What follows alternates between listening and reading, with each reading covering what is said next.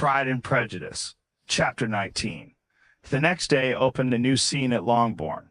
Mr. Collins made his declaration in form, having resolved to do it without loss of time, as his leave of absence extended only to the following Saturday, and having no feelings of diffidence to make it distressing to himself even at the moment, he set about it in a very orderly manner, with all the observances which he supposed a regular part of the business. On finding Mrs. Bennet, Elizabeth, and one of the younger girls together, soon after breakfast, he addressed the mother in these words: "May I hope, madam, for your interest with your fair daughter Elizabeth, when I solicit for the honor of a private audience with her in the course of this morning?"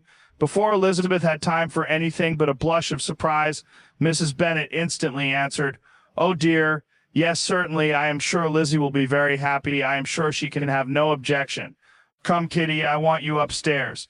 And gathering her work together, she was hastening away when Elizabeth called out, "Dear ma'am, do not go. I beg you will not go. Mr. Collins must excuse me.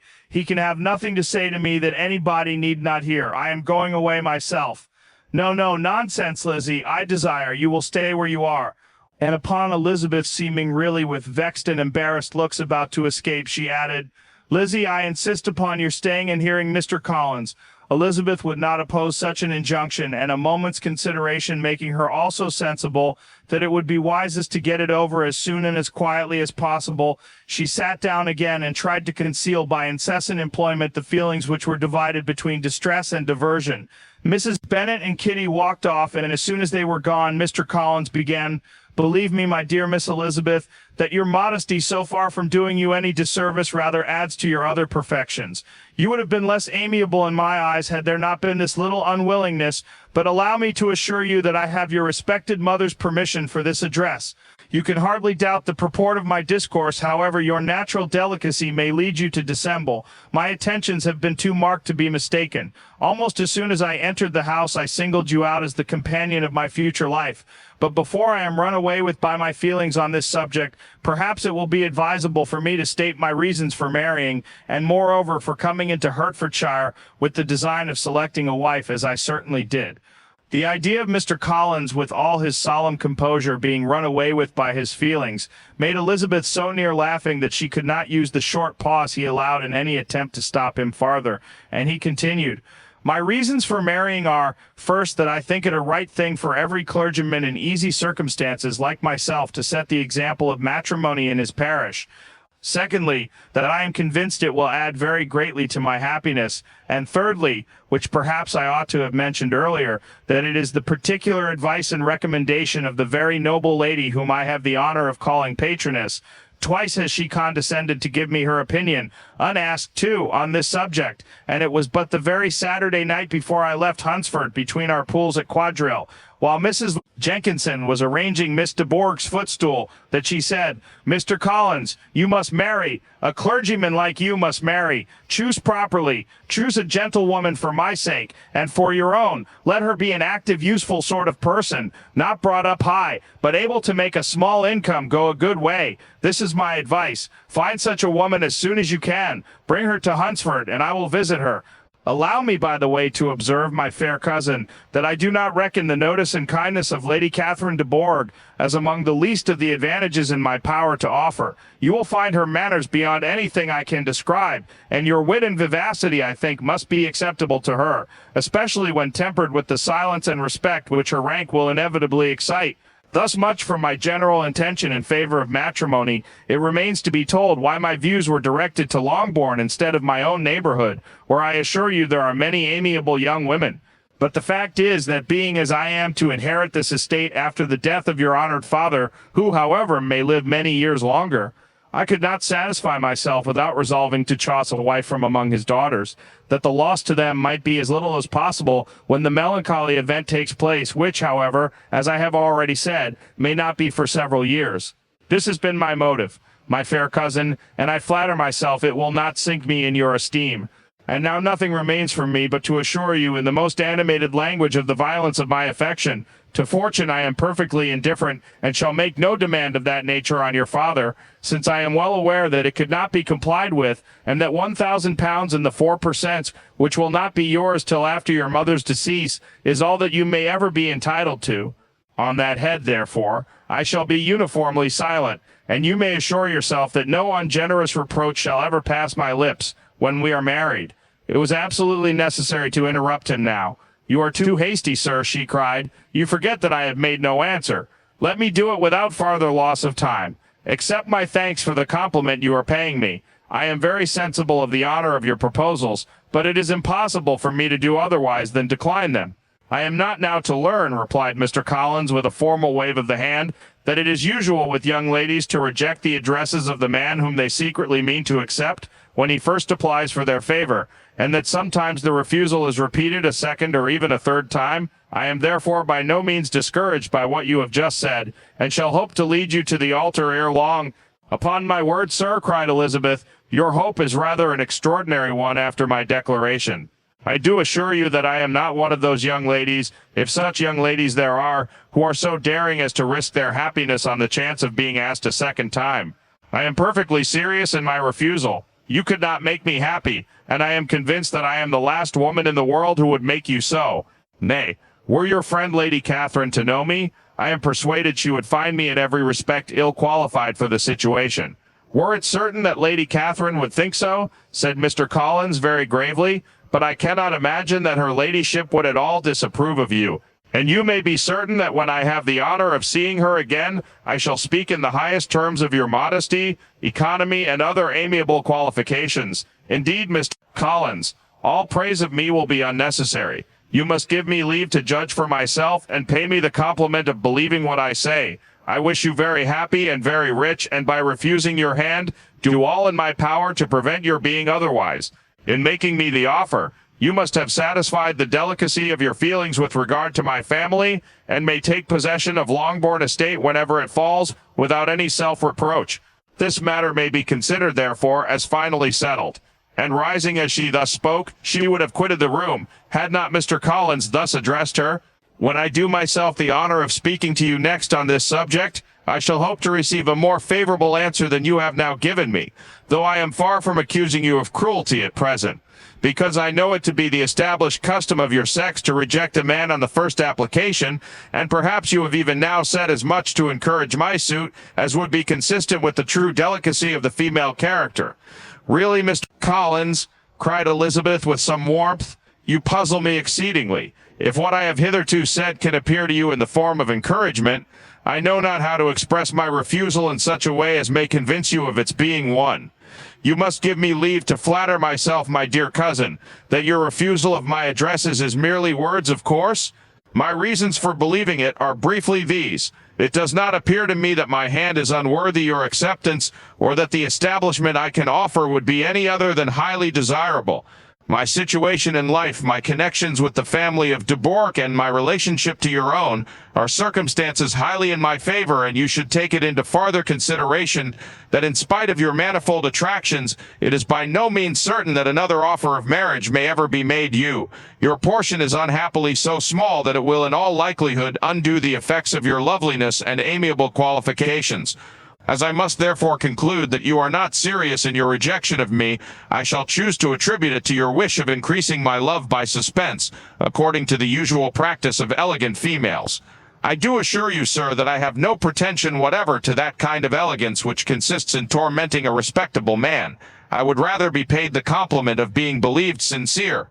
I thank you again and again for the honor you have done me in your proposals, but to accept them is absolutely impossible. My feelings in every respect forbid it. Can I speak plainer? Do not consider me now as an elegant female intending to plague you, but as a rational creature speaking the truth from her heart. You are uniformly charming," cried he with an air of awkward gallantry, "and I am persuaded that when sanctioned by the express authority of both your excellent parents, my proposals will not fail of being acceptable."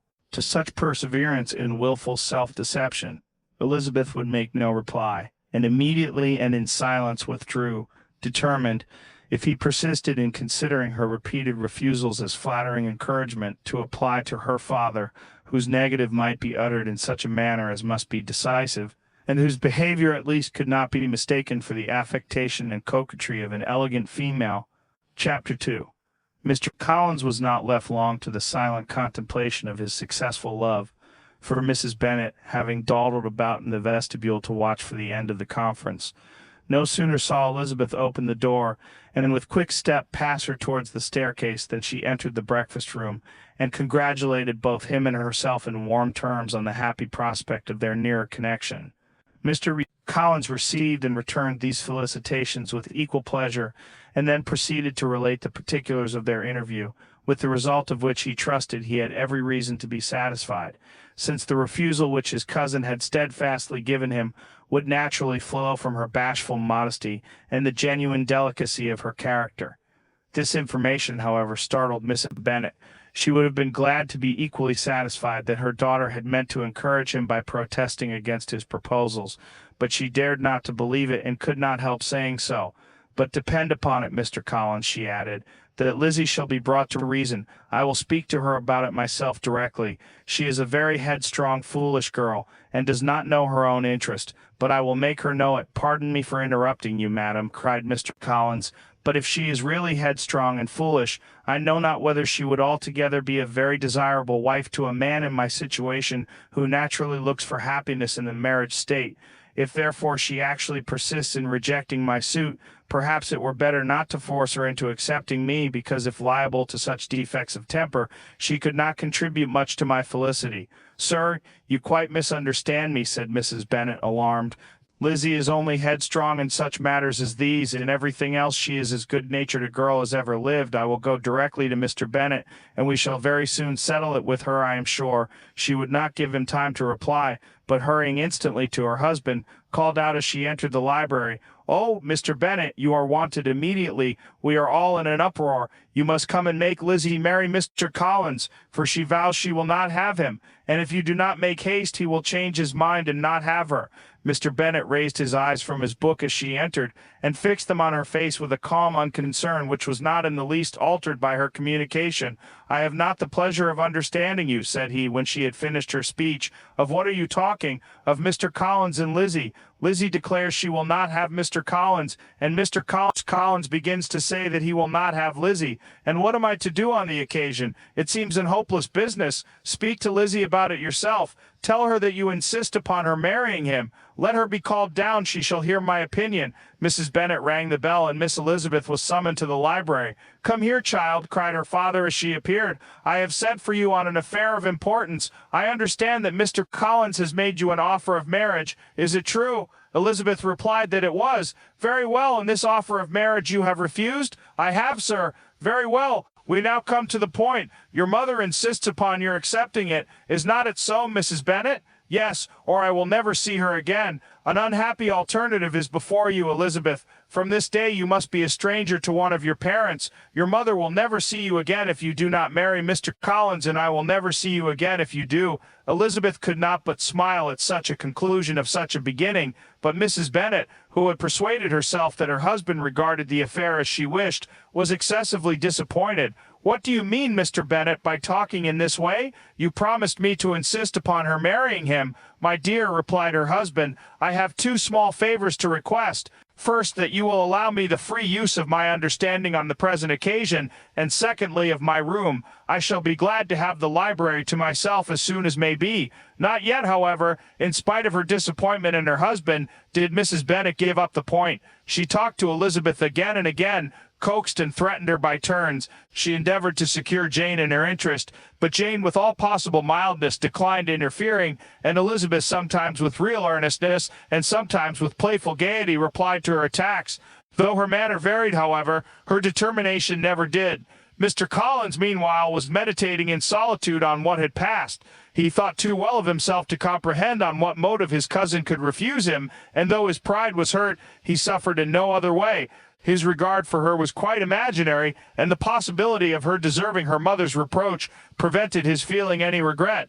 While the family were in this confusion, Charlotte Lucas came to spend the day with them. She was met in the vestibule by Lydia, who, flying to her, cried in a half-whisper, "I am glad you are come, for there is such fun here. What do you think has happened this morning? Mr. Collins has made an offer to Lizzie, and she will not have him." Charlotte had hardly time to answer before they were joined by Kitty, who came to tell the same news, and no sooner had they entered the breakfast room where Mrs. Bennet was alone than she likewise began on the subject, calling on Miss Lucas for her compassion, and entreating her to persuade her friend Lizzie to comply with the wishes of all her family. "Pray do, my dear Miss Lucas," she added in a melancholy tone, "for nobody is on my side, nobody takes part with me, I am cruelly used, nobody feels for my poor nerves." Charlotte's reply was spared by the entrance of Jane and Elizabeth. "Aye, there she comes," continued Mrs. Bennet, looking as unconcerned as may be, "and caring no more for us than if we were at York, provided she can have her own way.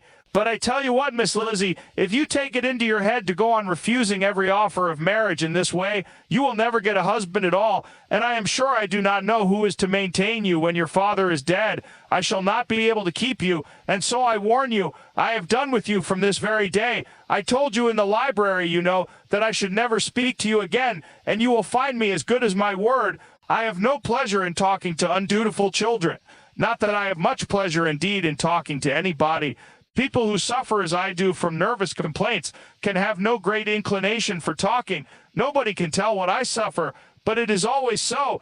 Those who do not complain are never pitied." Her daughters listened in silence to this effusion, sensible that any attempt to reason with or soothe her would only increase the irritation. She talked on, therefore, without interruption from any of them, till they were joined by Mr. Collins, who entered with an air more stately than usual, and on perceiving whom she said to the girls, "Now I do insist upon it that you all of you hold your tongues, and let Mr. Collins and me have a little conversation together."